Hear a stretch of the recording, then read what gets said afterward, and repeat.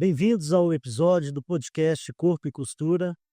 Hoje abordaremos temas profundos como corpo, memória, identidade e tatuagem. Para essa conversa especial, temos convidado o professor José Luiz Quadros Magalhães, um dos grandes nomes na interseção entre direitos humanos, decolonialidade e estética do poder. Vamos explorar como essas ideias se conectam com a prática artística cotidiana da tatuagem e gostaria de dar boas-vindas ao professor José Luiz Quadros. Satisfação, Vinícius. Grande honra estar aqui participando do seu podcast. A honra é minha, professor.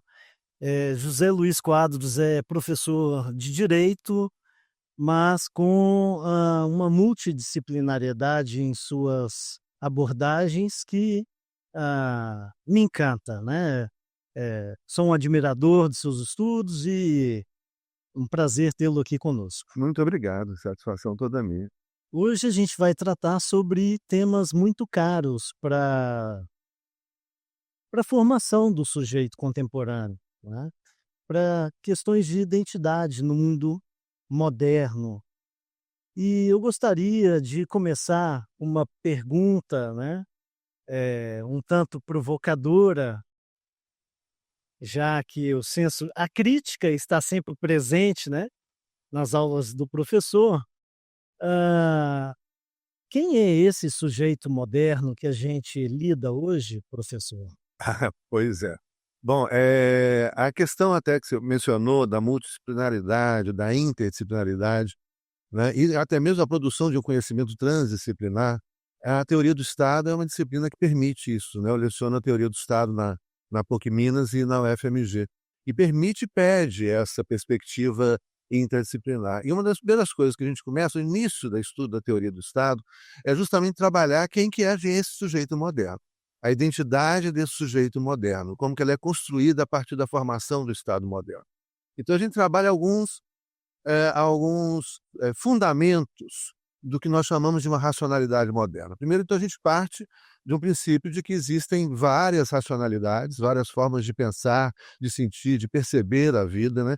Então, essa questão da diversidade, ela passa a ser central hoje na discussão dos direitos humanos, a questão do direito da natureza, da própria teoria do Estado, né? Como que ela é central a questão da diversidade. Só que a modernidade, ela tem uma característica que é de uniformidade, uniformização. Então, o sujeito moderno começa a ser um sujeito uniformizado, ou seja, a diversidade começa a ser negada na modernidade, na formação da modernidade, porque isso é uma necessidade do Estado moderno. Ou seja, para que a gente tenha um Estado moderno, e assim, vou procurar ser bem claro assim para o público, né, não ficar falando para terminologia jurídica, nada disso, né, mas assim, a ideia é de que para que esse Estado funcione, tem que existir uma identidade comum. As pessoas têm que compartilhar uma identidade. Então, por exemplo, o Brasil. Para que o Brasil exista, tem que existir brasileiros. E quem são esses brasileiros? Quem são os brasileiros? Né? O primeiro Estado moderno foi Portugal, né? Depois veio Espanha. E não existiam portugueses antes da invenção do Estado português. A data que a gente faz uma referência para isso é 500 anos atrás. Então você tem uma ideia de quem é esse português? Né? Essa é uma invenção, é uma construção. Então a identidade moderna, ela é uma invenção, a identidade nacional, ela é uma invenção da modernidade, né? E ela é uniformizadora. Então uma das marcas desse sujeito moderno e do sujeito contemporâneo, a gente está no fim da modernidade, ela vai se esgotando, né? É a uniformização, é a padronização, né? E eu acho que é perceptível, né, para as pessoas, para todo mundo, como que isso começa a ser cada vez mais questionado, né? A diversidade, ela está na ordem na ordem, essa palavra é ruim, né? Ela está ela tá na discussão do momento. Mas ao mesmo tempo que a diversidade também, a gente vai falar diversidade étnica, cultural, a diversidade de afetos, a diversidade a mais variada possível, também há um movimento contrário muito ruim, né, que é essa tentativa de resgate, né, do nacionalismo com o movimento do fascismo, né, o retorno do nazismo hoje em dia. Então a gente está vivendo um momento que é um momento de confronto, de conflito, onde o diverso, né, vem procurando se afirmar, se apresentar, e onde então esse discurso moderno da uniformização, da padronização, né, todo mundo tem que pensar do mesmo jeito, agir do mesmo jeito, usar o mesmo cabelo, vestir do mesmo jeito, pensar da mesma coisa, esse sujeito nacional uniformizado, né, isso vem sendo a tentativa de restaurar isso aí, com o movimento fascista, nazista, que está presente pelo mundo afora. É interessante, né, porque, a princípio, né, o vínculo com corpo e tatuagem, ele não é tão aparente, mas esse é o mesmo processo de branqueamento e de higienização, Aham, sim. Inclusive a questão aí fica né. eu vou Olha que ficando interessante, muito de interessante. branqueamento, higienização, corpos limpos, É, sem registro, é. sem memória, né. E isso é típico do Estado moderno, que nasce autoritário, né. Vamos lembrar que a democracia é algo ensaiada após a Segunda Guerra Mundial. Nós estamos falando de um Estado que tem 500 anos de história Aham. e que só vem alguma democracia após a Segunda Guerra Mundial, a partir de 1945, 46, 46, né, começa essa democracia constitucional, né, contemporânea. E a gente vive mesmo depois, né, na ditadura empresarial militar que nós tivemos no Brasil, pós 64, né, era cabelo cortado, É. não podia ter cabelo comprido, e corpos limpos, Uniformizados, uniformizados, uniformizados, sem tatuagem, sem uma marca, enfileirados, enfim, os talvez numerados, né, Zé? talvez numerados, talvez pudesse ter a marca, né, do número no uniforme, Uniforme. na padronização. Uhum. Então, sujeitos marcados, né, até lembrei daquela música do Zé Ramalho, né, Vida de Gado, né, sujeitos marcados, povo marcado é povo feliz, né, esse povo marcado, uniformizado, padronizado, né, e a tatuagem livre, no sentido você escolhe, né, o que você quer, né, colocar no seu corpo, a memória que você quer marcar no seu corpo, para continuar com você, né, ela é condenada, claro, né, porque ela foge do padrão, ela foge do uniforme, né. E volta à questão da diversidade, e ela é utilizada como um fundamento do nacionalismo Sim, para falar: "Precisamos resgatar a identidade nacional do é, povo brasileiro". isso, Afinal, né, é, é. de que povo De que povo nós estamos nós falando? estamos falando? Quem é o povo É. brasileiro, né. É isso. E diga, São muitos assuntos, né, sim. e eles são muito bons.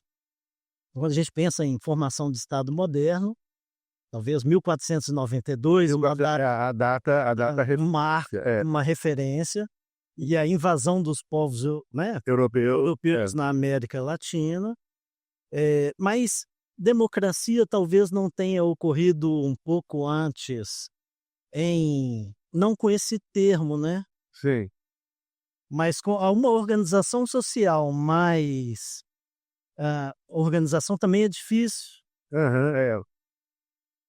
Bom, Pois é. eu estou pensando nas constituições, na América Latina, que mostram um novo constitucionalismo latino-americano, que rompem com esse movimento uniformizador, Sim, de cima para baixo, sim. né. Isso é uma tentativa, porque esse Estado e o próprio aí o que vem acompanhando o Estado moderno, né.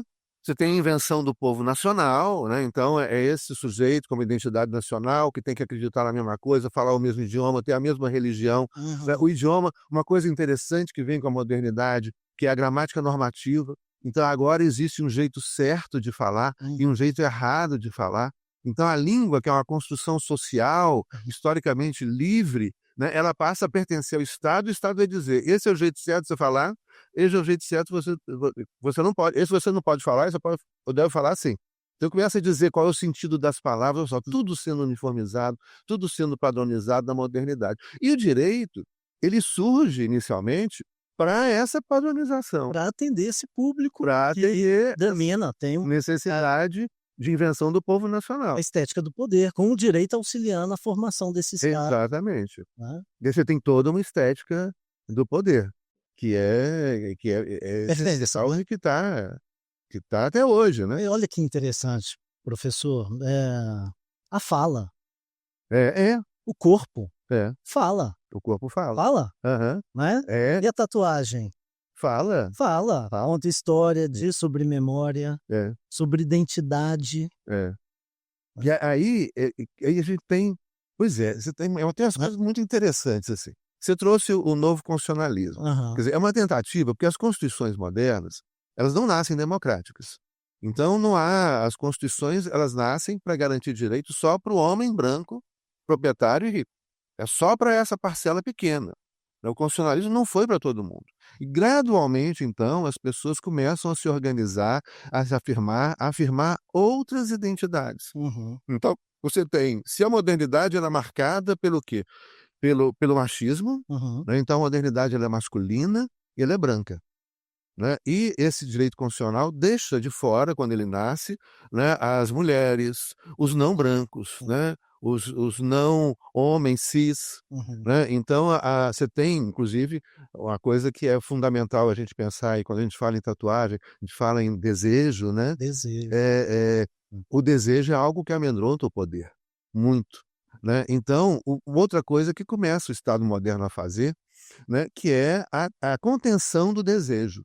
Que é começar a falar como que a gente tem que falar, como que a gente tem que pensar, como que a gente tem que se vestir, como que tem que ser o nosso cabelo e quem a gente tem que desejar.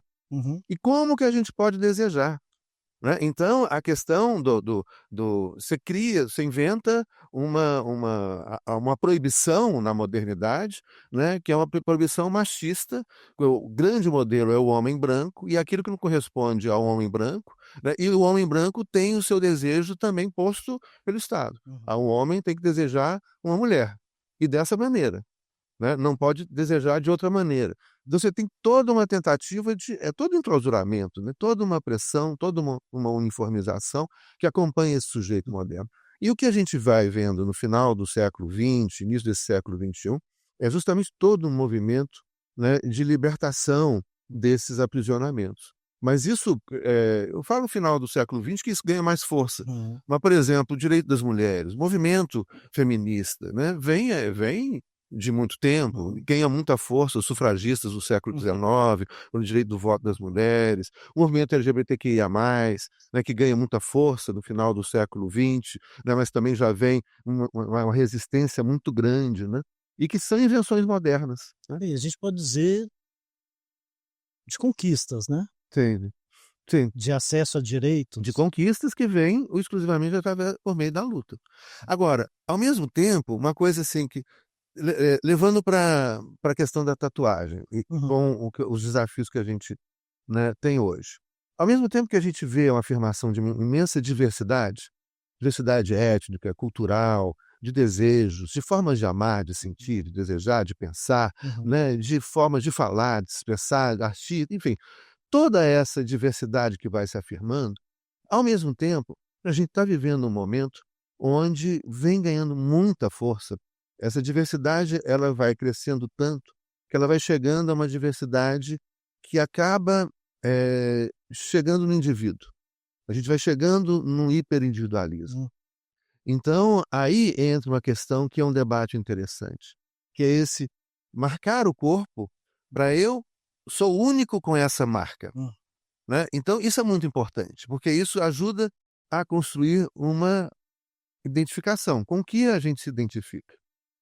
Mas ao mesmo tempo, isso pode reforçar um hiperindividualismo, Hum. né, então a perda eu acho que entra um debate muito do que a tatuagem representa, o que representa para o grupo. Por exemplo, eu queria mostrar eu tenho uma tatuagem aqui, não sei se vai mostrar, não tem como mostrar não. Eu tenho uma tatuagem aqui que é da minha família. Que é uma lhama. Ela tá aqui que é o dos Magalhamas, né, nós somos Magalhães, eu tenho 4 filhos. Meus filhos fizemos uma tatuagem, né, dos Magalhamas.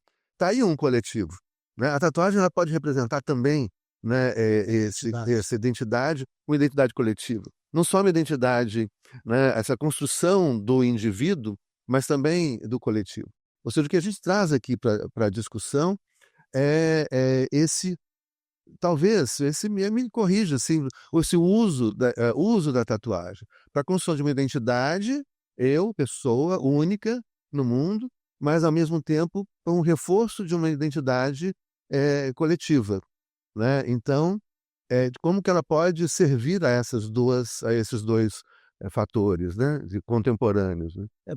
E tem uma questão que parece também um tanto paradoxal, que é nós termos a liberdade de quem a gente quiser ser, Uhum.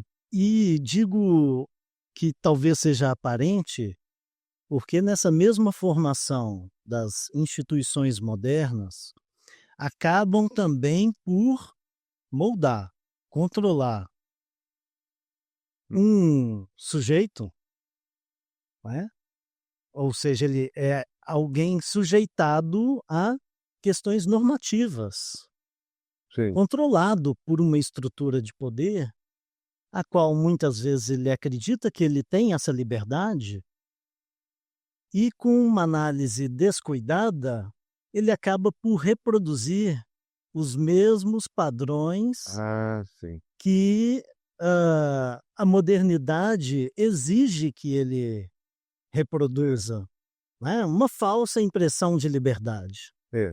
A nossa memória, enquanto uma história viva, lembrada, enquanto uma experiência vivida, gera uma identidade.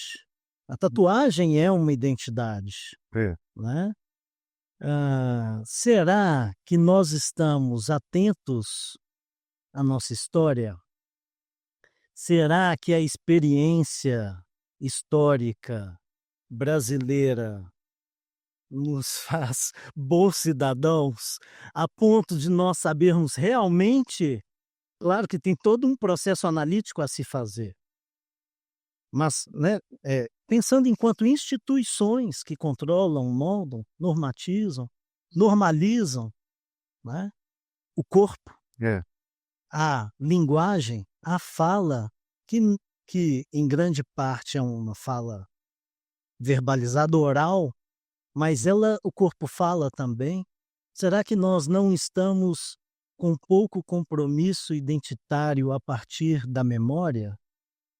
A nossa memória não seria um forte elemento para se pensar a identidade do brasileiro? Ah, sem dúvida, né. E a gente tem até esse filme que foi premiado, né, com a nossa Ainda estou aqui. Ainda Estou Aqui, né, é fundamental, o resgate da história para saber de onde que a gente veio, pra onde que a gente por que que a gente está vivendo isso tudo que a gente está vivendo hoje, Uhum, todos esses fantasmas que retornam, né, retornam do autoritarismo, uhum. de discursos de violência, de tortura, né, de declarações a favor de ditadura, isso tudo a história é que pode nos salvar disso, né, a gente precisa resgatar, né, contar a nossa história e recontar a nossa história e saber o que que aconteceu realmente, isso é muito importante, Uhum. né. E eu fico pensando, assim, em que, medida, a tatuagem, as marcas que a gente põe no corpo, ajudam a contar essa história, né. E ajuda a construir uma identidade, pode ajudar a construir uma identidade coletiva também, mas acho que também é um risco que a gente tem que pensar no momento que a gente está vivendo, o momento que a gente está vivendo, de hiperindividualismo, Uhum. né, da gente talvez nós não nos tornarmos escravos da identidade que a gente constrói para a gente mesmo. Perfeito. Né, ou seja, nós somos seres processuais, nós somos pessoas que estão o tempo todo então a história é muito importante, né. Isso aqui me lembra, né, uma tarde maravilhosa com meus filhos, minhas noras, e assim, isso é muito importante. Mas, ao mesmo tempo, esses signos não podem significar aprisionamentos. E o que a gente vê muito, hoje em dia é que esse movimento por reconhecimento de identidade, muito importante, não tô eles muitas vezes ele é trabalhado de uma forma, que aprisiona, né, então é como se eu ficasse congelado, né, naquela identidade que eu inventei para mim mesmo, ou naquela identidade que inventaram para mim, que é pior ainda, né, que é Hã? o nacionalismo, Sim. mas outras coisas, mesmo os movimentos de libertação, mesmo os movimentos, né, de afirmação identitária, de grupos que foram excluídos, perseguidos e etcétera, há o risco, como você falou, da gente reproduzir o que a modernidade nos ensinou, A história né. está sempre aberta, né. É isso. Então, não eu acho que é essa dinamicidade, né, como que esses signos, eles também são dinâmicos, eles também podem e devem ser ressignificados. Como a história nos acompanha, né, e que a história vai nos dizer alguma coisa em momentos distintos da nossa A vida, relação né. com o tempo, né. Com o tempo, é. Eh, e o corpo envelhece. É, não fala. A tatuagem permanece no próprio processo também. Pois é, eu estou falando aqui, eu emagreci muito. Aí eu estava olhando para minha imagem aqui na tela, falei: "Zé Luiz, você está parecendo um cara", você emagreceu, falei: "Cara, 90 anos de idade, essa idade". Você tá super bem, professor. É mentira. Mas corpo e essas são as marcas, e essas marcas do corpo são importantes, né. E olha que interessante, né, retomando a questão da fala e talvez não sei se chega a ser um sintoma, mas a capacidade também que a tatuagem possui de externalizar algo que a fala não dá conta. Ah, Entende? sim, Sim, sim. eu não É, consigo, fundamentar, explicar isso. sim, E isso vai ser reproduzido para a minha memória, no meu corpo, sim. com um signo que tem um significado, ainda que ele possa mudar no decorrer dos É. tempos, Isso né. tem um livro que eu recomendo aqui para as pessoas que estão acompanhando a gente, do Franco Berardi. É um filósofo anarquista italiano maravilhoso, chama Depois do Futuro. É muito legal, né, e muito fala disso. Tem um momento do livro que ele fala sobre as pessoas há muito tempo que inventaram a linguagem. Inventaram a língua, o idioma, o verbo, né. Aham. Então, como é que as pessoas se comunicavam? Né, é uma coisa, as pessoas se comunicavam, elas tinham muito mais recursos de comunicação, né, por incrível que pareça, isso pode parecer até contraditório, mas é, Luiz está falando isso em época de Facebook, em computador, parará, essas Hum. coisas todas, Uhum. mas, as pessoas tinham muito mais recursos de comunicação, porque as pessoas nós nos comunicamos com o olhar. A gente se comunica com energia, com o gesto, com a arte, com a pintura, com o desenho, com a tatuagem. A gente se comunica de várias formas com o mundo e com as pessoas. E aí vem a linguagem, que ela deve ser, o verbo, algo que acrescenta à comunicação. O problema é que o Estado moderno, o que é que ele faz? Ele cria o idioma oficial. Uhum. Ele nos sequestra a linguagem como algo que a gente cria no dia a dia. Uhum. No dia a dia as pessoas estão criando palavras novas, expressões novas, daí, né. O Estado quer proibir isso, fala: "Não, Uhum. só existem essas palavras, eu digo qual é o significado das palavras", e a palavra vai ganhando importância, né, as palavras vão ganhando importância. E as outras formas de comunicação, cada vez mais um mundo cada vez mais acelerado, a gente vai perdendo sensibilidade. Então a gente não presta mais atenção no olhar, no gesto, na energia, né, nas outras formas que a gente tem, de várias outras formas que a gente tem de se comunicar, Hum. né, a gente vai perdendo isso. E com a correria, e agora com agora é o X, né, daquele bobalhão lá, Sim. daquele cara, Aham. o que era O o conteúdo Twitter, né, de cada vez você reduz a comunicação muito ao verbo e às palavras, e depois você vai reduzindo o verbo e as palavras. Então tem cada vez mais palavras, cada vez menos mais espaço para as capacidade palavras, para menos capacidade manutenção. para a comunicação. Então olha o que que a gente está vendo, né, milhões de pessoas que não conseguem se expressar, que não conseguem se entender, Sim, que não conseguem se é uma biopolítica, né, perceber. que tá É, e ela é tão sofisticada que ela vem camuflada. A gente não percebe é. isso. Depois só consegue conversar com 50 Com letras. 50 letras, aí você não tem, você vai, o Certo. pior é que você vai perdendo as outras formas de comunicação, Aham. né, você vai perdendo tempo para sensibilidade, para olhar, para o gesto, para a energia, gente, Pois bem, né. isso e esse é um outro ponto interessante, né, há uma esperança, né, É, e se cada um está no seu próprio aparelho de celular, como é que os afetos se afetam, né? é. Eu acho que quando eu digo sobre esperança, como é que esses opostos podem se dialogar? Como é um grande desafio. E tendo em vista que essa biopolítica, ela faz exatamente o contrário. o algoritmo, É, coloca cada um para falar com o seu par. exato, é. E a gente não fala com ninguém, no final das É, contas, né. é. É É o desafiador. é o grande desafio, porque esse mundo acelerado, que não tem tempo para reflexão, então você não tem tempo para pensamento crítico, que é fundamental para a democracia, para uma sociedade plural e democrática, para o pensamento crítico. Você não tem tempo para crítica. Então você pega aquele negócio pronto, Uhum. né, que vem ali no seu Twitter, no seu negócio, e sai reproduzindo sem refletir. O que eu acho que a chance, e eu não sou pessimista, eu acho que Perfeito. ainda vai piorar antes de melhorar. Se eu acho que isso talvez até Trump, né, esses caras, É, esses vai fascistas voltar. na Itália, na Polônia, na Hungria, etc, né, aqui também. Então, o momento é um momento propício para o crescimento, por exemplo, da proposta da extrema direita, do ódio, né. Extrema direita, fascismo, nazismo significa ódio, emoção radicalizada, a paixão pela violência, né, por armas, pela destruição do outro, a eliminação do que pensa diferente. Instrumentalidade do corpo, né, É isso. E aí do os sujeito, corpos rígidos, né, ou esteticamente militares, apropriados para aparecer na tela do celular. ou então aí a mentira do sorriso, Do né, que aparece lá naquela ninguém hora.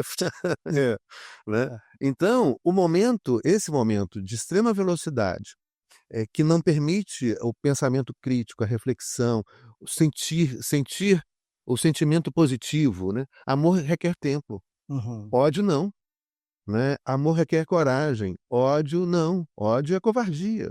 Né, então o crescimento do fascismo, né, esses caras tipo Trump, etcétera, eles estão crescendo agora, nesse momento Uhum. onde você não tem, eh, as pessoas não têm tempo para refletir, para pensar, é tudo rápido, a informação é rápida, você tem uma tempestade de informações onde você não digere o que você lê, as pessoas não têm paciência. Nós que somos professores, de ler um texto maior um pouquinho, né, você pega um textão, às vezes, no em qualquer uma das redes sociais, né, você pega um textão e fala: "Ah, que preguiça, não, manda esse negócio aqui em poucas palavras", né. Isso tudo que está acontecendo favorece ao crescimento do ódio, das emoções radicalizadas, da falta de reflexão, da falta de afeto positivo, da falta Uhum. de amor, né, que requer tempo. Cuidado, né. Cuidado, né, isso requer envolvimento, Uhum. e as pessoas só falam em desenvolvimento. Se desenvolva, né, não se envolva. E o que a gente precisa para a gente ser salvo do fascismo é de envolvimento, Muito interessante. tempo, Uhum. né, tempo para amar, tempo para sentir, tempo para conviver com as pessoas, tempo para olhar as estrelas, tempo para olhar uma arte, né, tempo para olhar a tatuagem, né, tempo para olhar um quadro, para olhar a pessoa, né, para olhar as Pra ser marcas do corpo analisado, da pessoa, para exato. se analisar, para Pra se ser entender, né. Então, o momento atual é um momento, eh, da instrumentalidade, complicado, né, e mas tem muita na gente, eh na contramão desse na movimento, né. contramão desse movimento, e o afeto. E aí a gente pode trazer até um pouco de reflexão cristã, né. O amor vai sempre vencer o ódio se a gente não negociar com o ódio. Aham. A gente não pode negociar com o mal, não Uhum. pode ter espaço para o mal, Perfeito, não pode é intolerável. O perfeito. mal é intolerável, né, aí a gente vence. O amor é muito mais forte, né, e as pessoas que amam são corajosas, as É pessoas que interessante. odeiam são covardes. E o livro ele tem um lugar especial na cultura, e que tem sido perdido esse espaço, pelas formas digitais de se relacionar, pela sociedade super ansiosa e angustiada, É.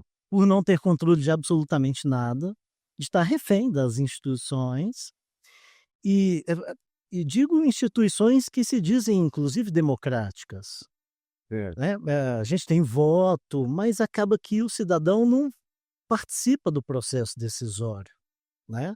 Essa democracia ela está longe de ser implementada É. ainda, né, nível de É. pobreza, de acesso à saúde, educação. Então isso é um grande problema que a gente enfrenta. Voltando no livro, é ele que tira a gente do algoritmo, né. É.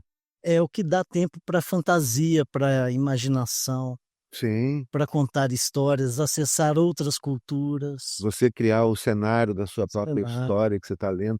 Você imaginar cada pessoa que lê um romance, lê um livro, imagina cenários que ninguém mais imaginar imaginou. Isso é muito legal, né. Eu fantástico. adoro cinema, amo agora, a coisa do livro é muito legal, porque o cinema ele te dá um cenário pronto, ele te dá muita Dá interpretação. muita Fácil de interpretar informação, também claro, não estou falando mal, é lindo, eu amo tem cinema, isso. mas assim, além disso, o livro te dá isso, né. A história que você vê ao ler um livro, só você, Enriquece, né. viu, você imaginou, né, isso mexe, só que as pessoas não têm paciência. Pega aquele fala: "Nossa, que livrão", você pega um livro, nossa, pegar um livro de 500 páginas, não vai ter, Nunca. vai ler nunca. É, É. e voltando da questão do Estado Nacional e da tatuagem, né, puxando aqui a brasa, Aham. eh, o discurso na tatuagem ele é muito próprio de um formato norte-americano e europeu. Apesar de existirem registros, de comunidades tradicionais fortíssimos, Sim, brasileiros, legal demais. né, da América Latina, né, ou maores, se for pensar, né, do outro lado do É, planeta, no mundo inteiro. é. Esse é um registro que sempre existiu. E acredito, e eu sou otimista, que sempre existirá. Sim. Aí a gente tem uma coisa fundamental que a gente já passou por isso, que é a questão da comunidade, do que é comum, do que é compartilhado, né. As tatuagens nos corpos de várias comunidades originárias, por exemplo, os Uhum, povos originários aqui nas Américas, né, ou pelo mundo afora, né, ou que os celtas usavam, né. As tatuagens que diversos povos usaram durante o decorrer de séculos de história, elas tinham uma característica do comum, uhum, né. Isso aqui representa valores que nós compartilhamos, né. Isso aqui representam sinais que significam que tem sentido para nossa comunidade. Essa cor aqui lembra aquela cor, até interessante, cores que vêm da natureza na qual eu vivo, uhum, né, e faço parte dessa natureza. Então as cores da natureza diferente, por exemplo, da modernidade, porque o moderno inventa o indivíduo é uma invenção moderna.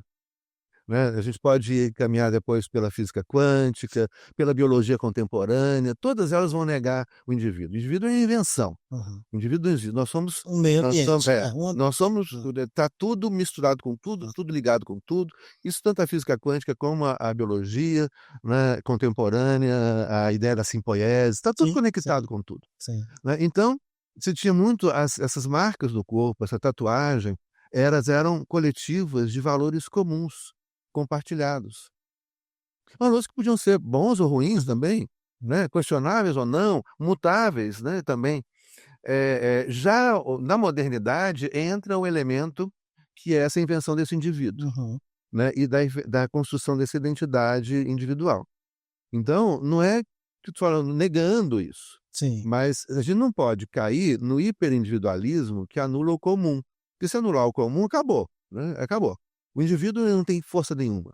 É uma coisa imaginar hoje a uberização da economia, as pessoas acham o tal empreendedor de si mesmo.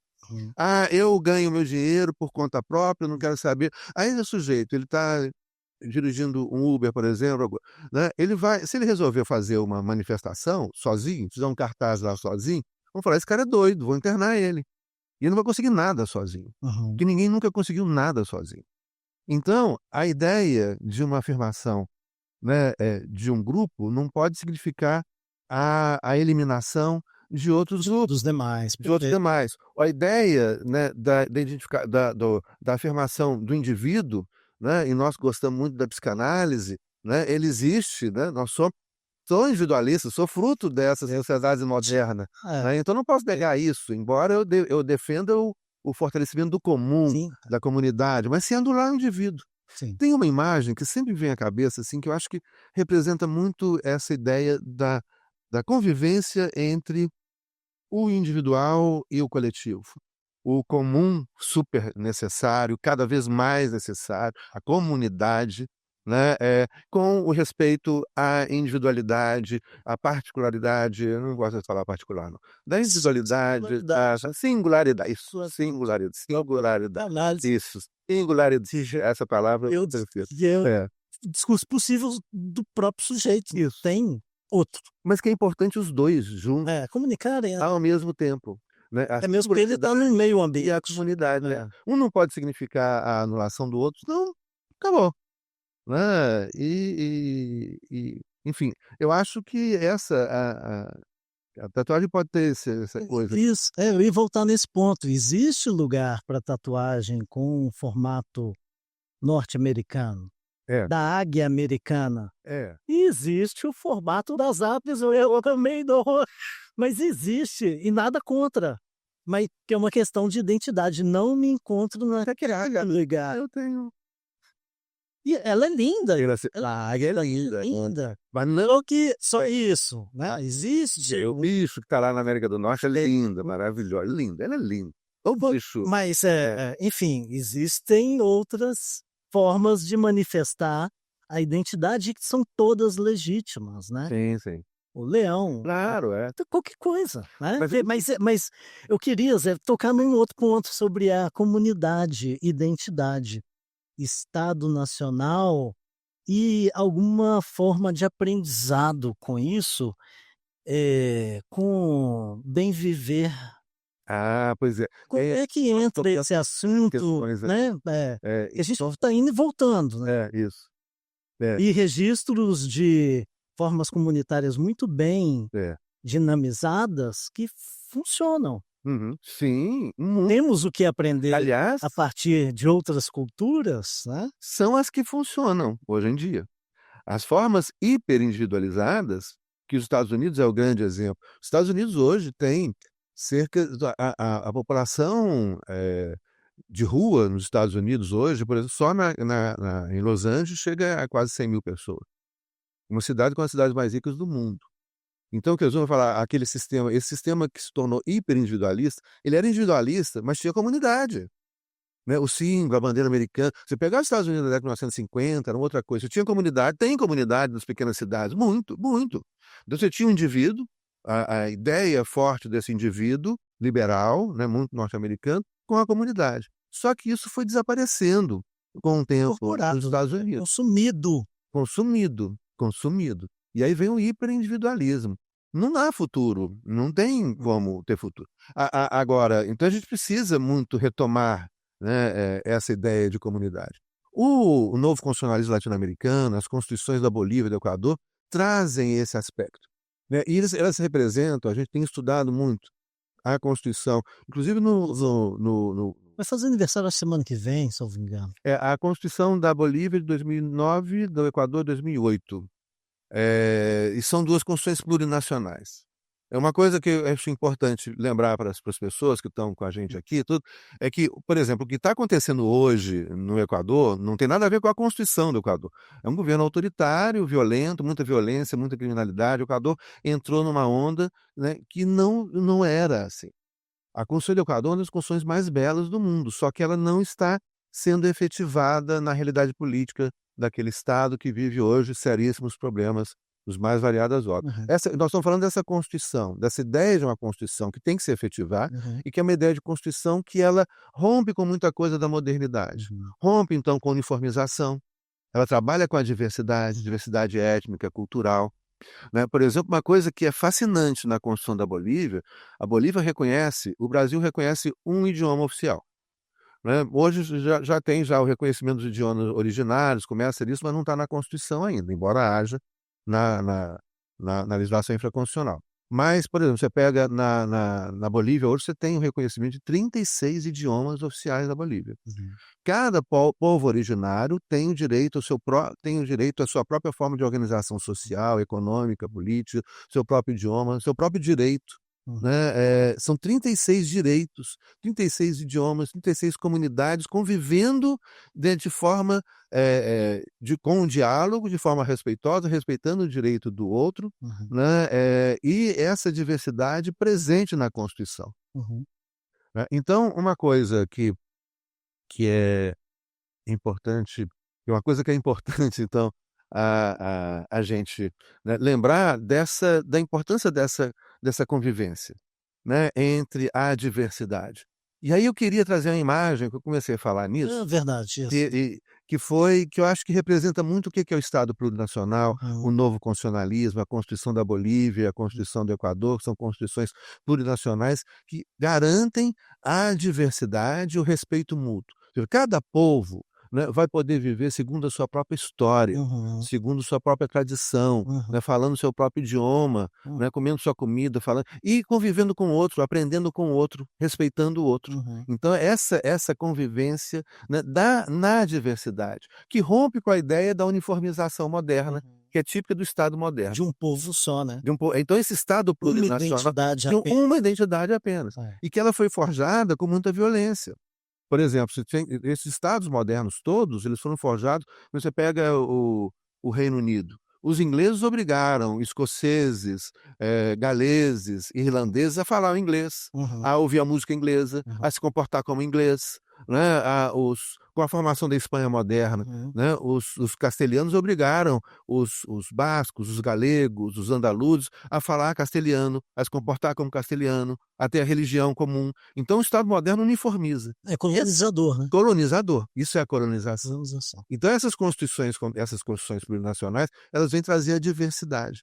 E uma imagem que eu acho que é muito interessante, tanto a diversidade como o direito individual, aí está o indivíduo liberal, norte-americano, né, que a gente tem que nós somos também.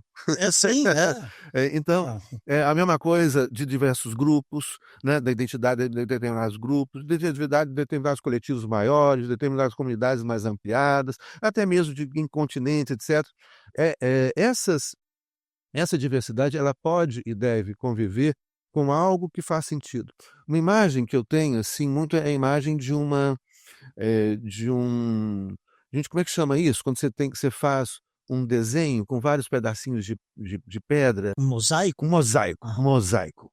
Eu acho que a ideia de mosaico é muito É genial. interessante, É. porque cada pedra tem o seu tamanho, Aham. as pedras têm cores diferentes, mas você faz ele ter um sentido comum, né. Então uma construção plurinacional, ela garante um mosaico da diversidade, que existam diversos povos com seus idiomas, Uhum. com sua cultura, com sua forma de organização familiar, com o seu desejo, com seus sonhos, com suas enfim, com tudo, Uhum. né, e que conviva com o outro em algo que faça um sentido comum, né, cada vez mais ampliado, onde a gente possa chegar até no mundo, né, tá certo que hoje em dia, mas a gente tem que sonhar com a utopia, a gente Sim, novamente falar de sim. utopia é uma palavra importante, nos movimenta, onde a gente possa sonhar um mundo onde o outro não seja mais um risco, uma ameaça, mas o outro seja um aprendizado. Eu só aprendo com quem pensa diferente do que eu Uhum. penso. Se eu convivo sempre com as mesmas pessoas, na mesma comunidade, na mesma mesmo jeito de A gente pensar, fala sozinho, né? fala sozinho, Hum, né, e isso está acontecendo demais. sim. Você vê: "Não, eu só posso acreditar nisso, só posso falar desse jeito, só posso pensar desse jeito, só posso Uhum. acreditar nesse partido político, só posso acreditar nesse sistema econômico", né, e o rico a gente aprende com quem é diferente. Zé, mas a nossa história é muito mal contada, né? Aí a Sim, gente acaba entrando num mecanismo institucional, sobretudo, com um véu de democracia que, nos faz reproduzir, enquanto sujeitos, mecanismos de violência com as populações mais vulneráveis, podemos dizer, ou com menos oportunidade, né, dentro de uma dinâmica de classe, de gênero e de raça, né. é, Isso é muito cruel, porque, o Estado brasileiro, não só o Estado, não, toda a modernidade trabalha sim, com essa dimensão, toda né. modernidade, todo Estado moderno, uma Exa invenção europeia, é, é eles sobretudo, conquistam né, o mundo inteiro. sobretudo, eles fazem, e que isso é muito próprio da colonialidade, É, né, da ocupação e extinção da diversidade. exatamente. O que a gente chama aí os autores a gente fala do pensamento decolonial e da colonialidade do ser, do poder e do saber. Ou seja, quando os europeus invadem o mundo inteiro. Essa invasão começa em 1492, quando Uhum, Cristóvão Colombo, chefiando naus financiados pelos reis espanhóis, né, começa a invasão da América, né. Chega ali onde é hoje a República Dominicana e o Haiti, uhum. né, mata todo mundo, depois chega onde é hoje a ilha de Cuba, mata os indígenas todos, depois chega onde é o México, mata um monte de gente, né, o Henrique Dussel, que é um autor importantíssimo, né, merece a obra dele toda, encontra gratuitamente na internet. Na internet, e ele tem muita palestra no Tem YouTube. muita palestra. Henrique sem H, Henrique Dussel, ele é argentino, mas faleceu recentemente, mas foi professor no México durante muito tempo, né? Ele traz muito essa ideia, né, explicando o que é esse colonialismo, né? Onde ele fala, olha, só no século XVI foram cerca de 20 milhões de pessoas assassinadas aqui nas Américas pelos invasores europeus. 20 milhões. No século XVI e XVII, segundo Dussel, 70 milhões de pessoas mortas pelos invasores europeus. Então é muita gente. Você pensar ainda mesmo naquela época, o que era a população do planeta naquela época, era muito menor do que hoje em dia, né? E aí você tem toda essa violência, mas essa violência que permanece. Mesmo depois que as tropas coloniais abandonaram, né, foram expulsas, né, dos movimentos de luta, de resistência, né, de independência na América, na África, na Ásia, contra as invasões europeias, permanece uma colonialidade dentro das pessoas. Você imagina a herança que o colonizador deixou, por exemplo. Ele deixou a sua gramática, ele deixou o seu idioma. Nós estamos falando aqui português. É interessante, me É. fez lembrar 100 anos de solidão. Ah, fabuloso, Fabuloso. sensacional, fabuloso. Né. A gente chama isso colonialidade do ser, né, ela ficou a colonialidade do saber. Você imagina quantos e quantas pessoas, eu mesmo fui um desses, que quando fui fazer meu mestrado e doutorado, eu fui estudar na Europa. Eu voltei muito chato, assim, voltei meio babaca, assim. Metido. Metido. Nossa, eu estudei na França, estudei na Itália, Grandes. estudei grande. Agora a gente aprende. Como é que aprende na vida, né? A gente fica brincando, tem toda uma experiência, É uma óbvio. experiência fascinante, tem muita coisa, biblioteca. Acesso, né? Todo um saber que não pode ser Acesso desconsiderado. Não está lá, né? Está Tá lá. apropriado lá. Está lá. Mas o problema é que vai todo mundo estudar lá. A gente estuda, a gente faz as nossas teses de doutorado, dissertações de mestrado, a gente vai citar um monte de autor europeu. Se não citar um monte de autor europeu, não vale. Isso é a colonialidade do saber. Olha como é que eles vão dominando, né? Sim. A colonialidade do ser, a colonialidade do saber, né? E a colonialidade do poder. A forma de organização do Estado foram os europeus que inventaram. Sim. Então esse Estado moderno foram eles que inventaram, uniformizador, padronizador, com idioma oficial, né, dentro de uma lógica binária, onde existe o nós superior e o eles inferior. E aí vem tudo o que a modernidade trouxe, né, o machismo, o racismo, né, A e outras escravidão. formas, a escravidão, tudo isso que... Então, eu queria te fazer uma pergunta para a gente ir para a reta final. A conversa rende, né, passa rápido demais, né. Tem muito assunto ainda. Nossa senhora! Mas se eu tivesse a última oportunidade de se manifestar, e essa manifestação fosse a partir de uma tatuagem, Oh, o que faria? nossa senhora! Aí você para a gravação meia hora, deixa eu pensar, mas, Vamos começar, né, vamos começar igual no estúdio. O que te traz aqui? Né? de repente alguma coisa que significasse o cosmos. Como é que você ia aí agora eu posso fazer uma pergunta? Então como é que sabedoria, mas você não precisa eu acho que alguma coisa eu ia pedir para você fazer uma tatuagem do cosmos, desse todo comum, Aham. né, tudo ligado com tudo, cosmos, Legal. as ideias do cosmos. Adorei. E aí como é que você ia desenhar? Nós vamos descobrir juntos. Nós vamos descobrir. Vamos, olha, tá aí, então vou fazer essa tatuagem, hein. Vai ser uma honra. A honra vai ser toda minha. Legal demais. Zé, eu me lembro, falando em várias racionalidades existentes nessa sociedade hipercomplexa, né? Sim. E que cada comunidade tem uma forma de se comunicar, com vestimenta, com o corpo, com o cabelo, com a fala, com a gesticulação, né? Som A tatuagem, sobretudo. Me lembro que eu entrei na aula do senhor, Teorias Contemporâneas de Estado, e que eu fiquei responsável por apresentar o Lacan. Não sei se o senhor um livro do Zizek, sim, Mapa da Ideologia, tá ali. Nossa, e aquele Entendi capítulo muito. Lacan, nossa, aquele Eu queria, eu cheguei já pegando, né, e me lembro que, né, eu cheguei um pouquinho atrasado na segunda aula, que era uma disciplina, eu estava na quinta disciplina, eu estava pegando uma disciplina a mais, Sim. e fui interessado.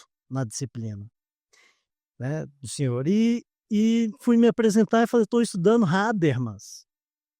E aí o senhor brincou: "Temos um espião aqui, vamos tomar cuidado", porque, o Habermas é um autor importantíssimo, importantíssimo. Mas voltado a uma racionalidade comunicativa. Exatamente. E no direito a gente usa ele de forma muito engessada. É aquela Né. coisa muito colonial da gente querer pegar, porque depois até o Habermas falou isso. Olha, eu tô pensando, o Habermas falando, tô pensando a sociedade alemã. Aham. Então, e uma situação, que é a situação ideal de fala, Fala. né, então é bem e o problema é que, naquela época a gente estava, se você não falasse de Habermas, você estava completamente Ah, fora, tá exato. fora. Nossa, não, não tá Não falando de entendeu tá nada. fora, não entendeu nada. E o cara, ele é muito É importante, muito importante. mas dentro, como tudo, Sim, dentro do contexto, sim. né. A gente estava, até conversando vindo para cá, né, falando, por exemplo, de uma aula que eu assisti na Escola Brasileira de Psicanálise, de uma professora de física quântica do FMG. E ela falando, tão interessante, ela falando da física quântica, eu sou apaixonado pela física Uhum. quântica também e pela psicanálise. E ela falando ali da física quântica, dos pontos de contato com a psicanálise, né, da questão relacional, e aí ela chegou um momento e falou: "Olha, agora em diante, não existe mais verbo, não existem mais palavras, não existe mais gramática para falar o que eu tenho que falar. É como se agora saísse da minha boca equações". Olha que interessante, como é que a comunicação, como que vai muito além, né, a gente tem que ir muito além, né, e ela falou, gente, eu fiquei pensando nisso, eu fiquei imaginando saindo da boca dessas equações, como é que você tem coisas a serem Hum. compreendidas, né, que você ainda não tem palavras para dizê-las, Isso na né. clínica também é evidente, né, quando a fala não dá conta, o corpo Isso, é o corpo acusa. e aí tem que estar presente, tem que falar ou tem que mostrar, ainda que hoje esteja em alta essa a videochamada, né, É, nas análises eu sim, digo, sim, sim, sim. né, mas o corpo está ali presente, ainda que distante, Tem, é. manifestando em alguma Isso aí tem. Tem olhar, olhar, um monte de exatamente. coisa, gestos chiques, um monte de, né. É isso. Agradecemos ao professor José Luiz Quadros Magalhães por essa conversa enriquecedora e ao público por nos acompanhar. Lembramos que o episódio completo está disponível no YouTube e que trechos podem ser conferidos também no Instagram Vinícius Bonfim. No próximo episódio, a gente continua a explorar o tema de corpo, arte, psicanálise e, sobretudo, tatuagem e sociedade. Até breve.